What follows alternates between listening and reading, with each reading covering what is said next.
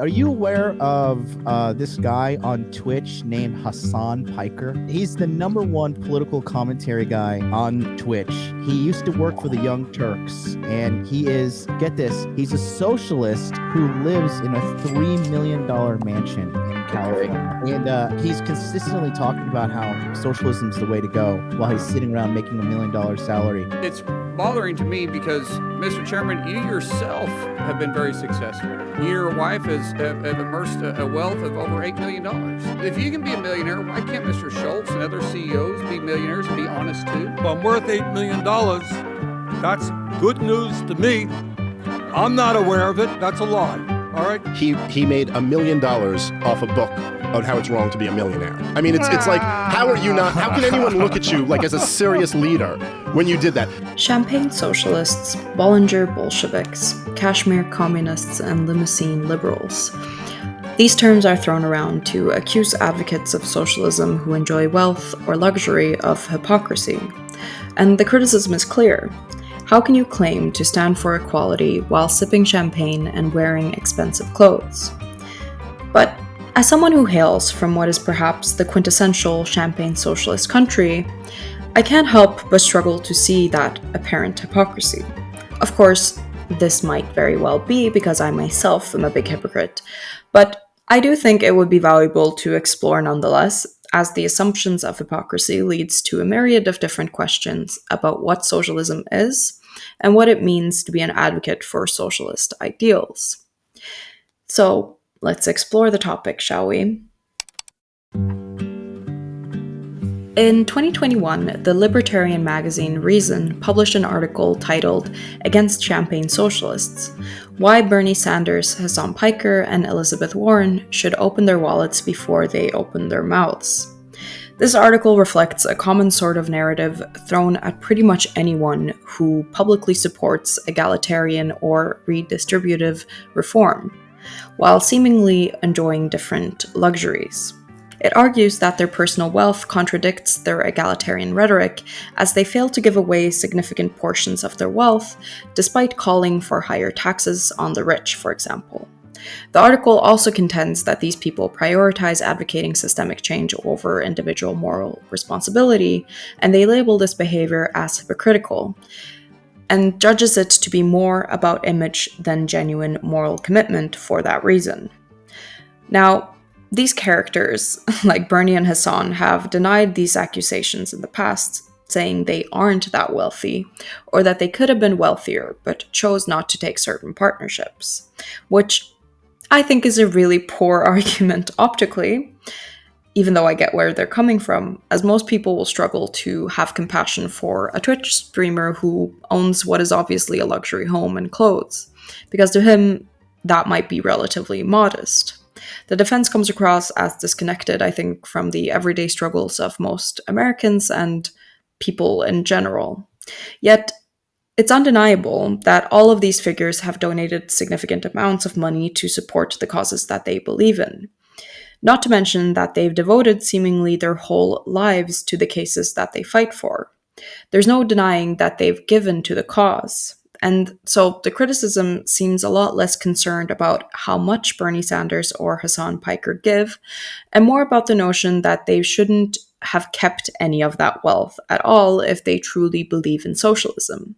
The critique implies that any level of personal wealth is inherently at odds with socialist values, which advocate for reducing inequality.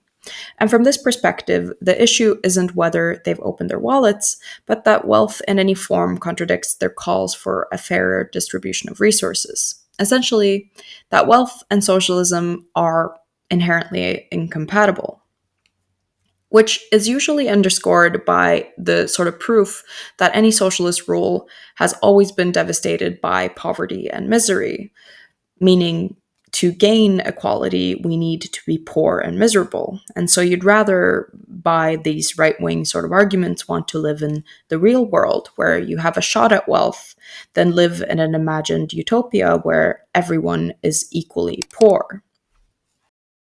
It's quite ironic then that Norwegians are known for having champagne breakfasts while also being perhaps the best example of a socialist rule that we have. And now, if you're a fucking nerd, you'll probably say that Norway isn't socialist. It's a social democracy because it has free markets, after all. But in truth, we have a mixed system with clear socialist elements. We have eliminated some free markets altogether, like in the case of wine in Norway. And we've ensured in large part that the profits from natural resources that can be thanked for the majority of the wealth of the Norwegian people is owned by the people. That is through ground rent and a sovereign wealth fund, and some of the biggest companies being state-owned, like Statoil and Norwegian Hydro, as a few examples. Now, these elements did not come about on their own. Of course, they are the result of Norwegian communist and labor movements in the early 20th century, which secured these systems in the after-war period. Ironically, the most prominent communists in Norwegian history actually went to the US to learn about the pro-labor movement, as it used to be the leading country for sort of progressive ideals. I find the insistence that Scandinavian countries are not socialist to be silly and uninteresting when it comes to the discussion of champagne socialism in the United States, because the system that the so-called American socialists are wanting to implement is the Scandinavian model, broadly. So, whether or not Norway fits a textbook definition of socialism is irrelevant. What is relevant is that they do have, beyond any doubt, socialist roots at the heart of what the project as a nation is built upon. It's not a secret either. It's actually something that politicians who are credited for building the country wouldn't shut up about. And yet, we are also a country that drink lots of champagne. And this isn't a contradiction where I'm from at all, though. It's only a contradiction if you cling to the outdated notion that sharing inevitably leads to poverty, that collective ownership somehow stifles prosperity. But Norway stands, I think, as proof that collective wealth can in fact lead to greater prosperity for everyone. The society shows that it's not a zero-sum game. Sharing wealth doesn't mean we all end up with less. It means that we create more for everyone. In fact, the champagne breakfast itself can be seen as a symbol of this collective prosperity. It's not an expression necessarily of individual greed or elitism, but rather a celebration of the fact that through smart resource management and equitable redistribution, they've built a society where relative luxury can be enjoyed by most. Now, is the Norwegian project devoid of inequality? No, of course not. We can't overlook Norway's history of exploiting others, especially the global south. Our involvement in the slave trade and the profits made from resources like cotton leave a lasting stain, and even today, many of the products that we consume are made through exploited labor abroad. On top of that, we contribute significantly to global climate change, and we benefit from activities that effectively ruin the planet. And then there are also inequalities, of course, within our own borders. While we've done, I think, a better job than many in reducing income inequality, we haven't eliminated it. There are still divides, and not everyone benefits equally from the wealth. But here's the thing. All of this is true of other countries as well. While the same issues of inequality and exploitation exist in countries like America, the key difference lies in what Norway offers. Despite inequalities, Norway has systems like universal healthcare and oil funds for future generations and free education, while America does not.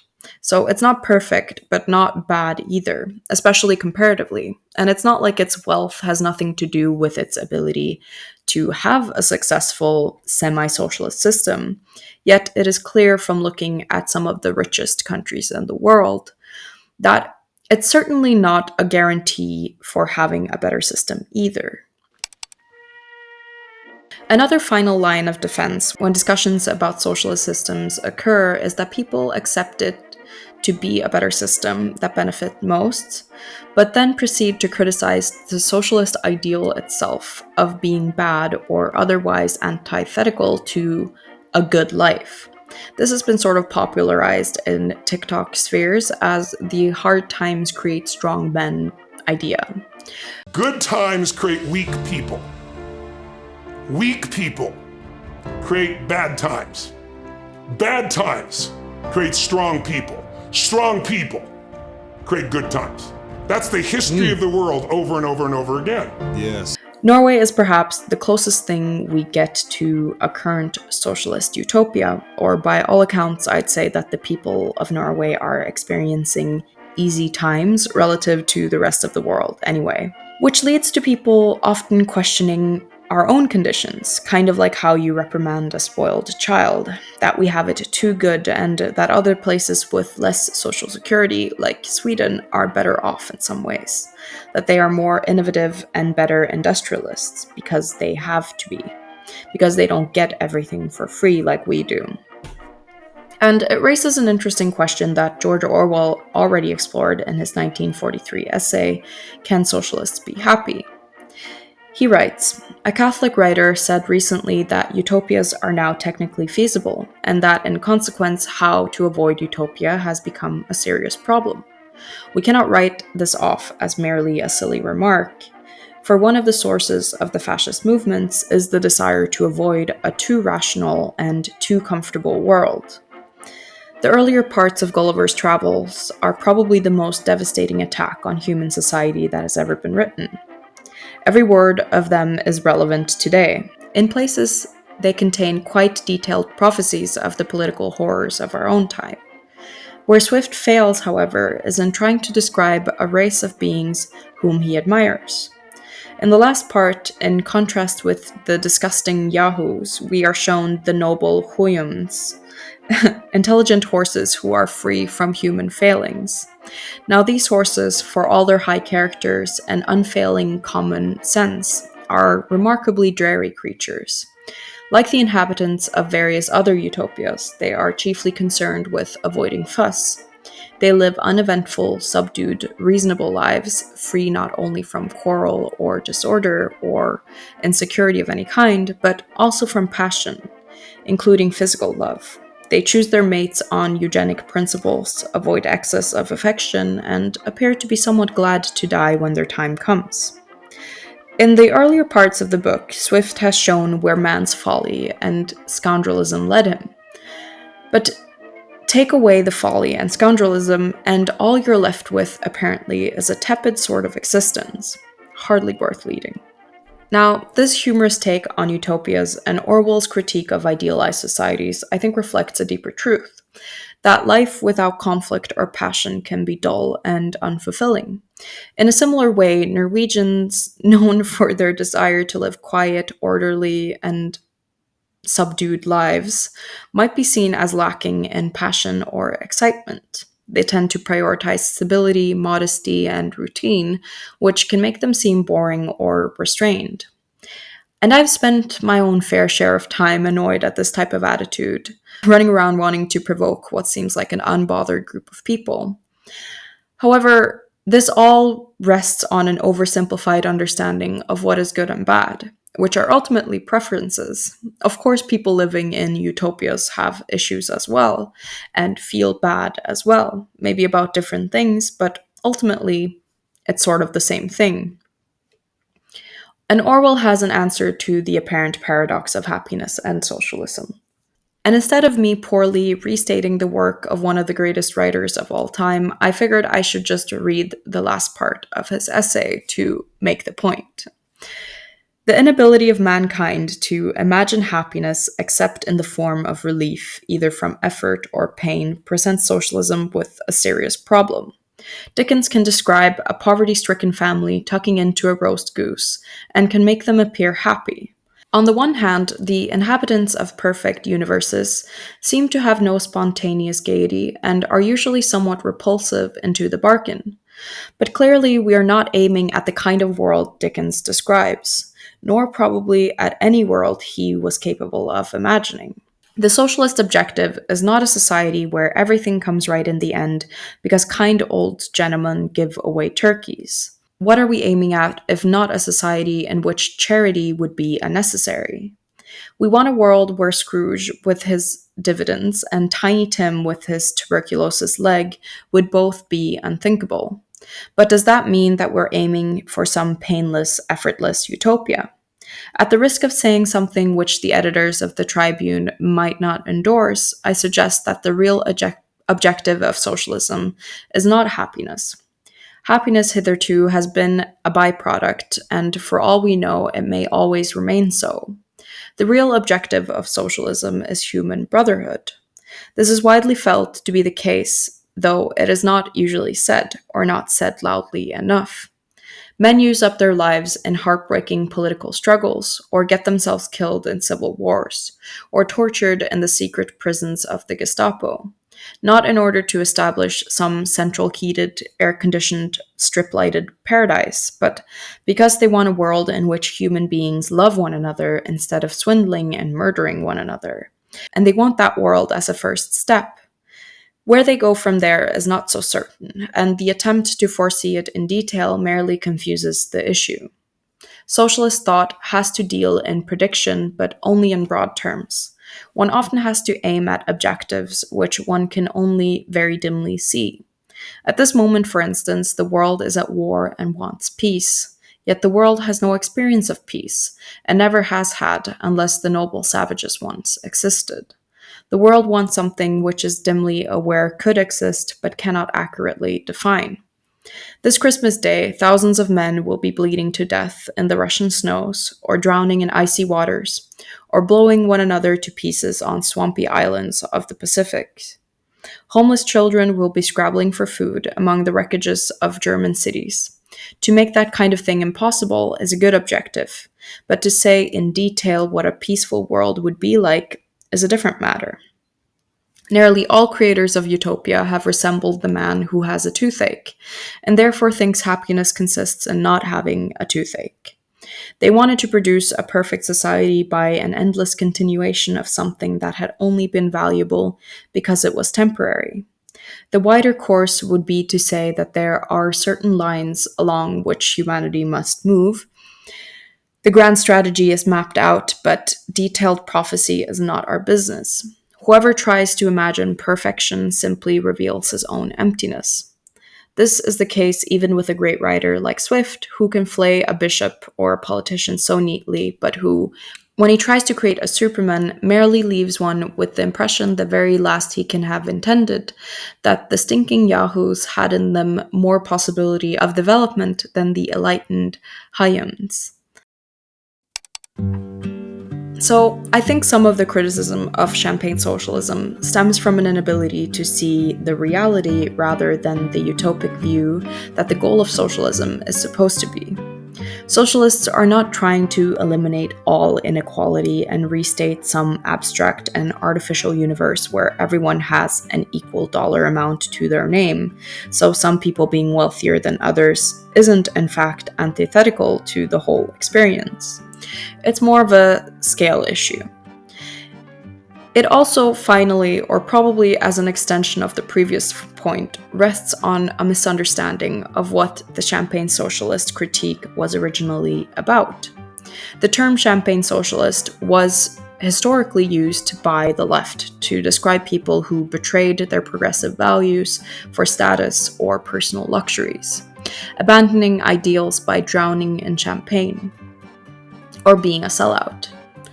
Bernie Sanders, Hassan Piker, and Elizabeth Warren are examples of the opposite, I think. While I think the Democratic Party as a whole could be seen as a decent example, as they've moved away from further left politics into a more centrist and even right-wing position. And I'm sure they've done so because of financial incentive above anything else. Wikipedia uses the example of the first Labour Prime Minister of the UK, Ramsay MacDonald, to illustrate the point. A fervent pro-Labour champion whose government collapsed after a descent into a more lavish lifestyle on his part. But what's important here is the coupling of the luxurious optics with an actual shift in politics. That's the whole point of the cautionary tale, that wealth and power can dilute one's commitment to social justice. The question then becomes, does wealth corrupt your views? If it stops you from fighting for what is right, if it blunts your commitment to challenging injustice, then perhaps the label of Champagne Socialist sticks.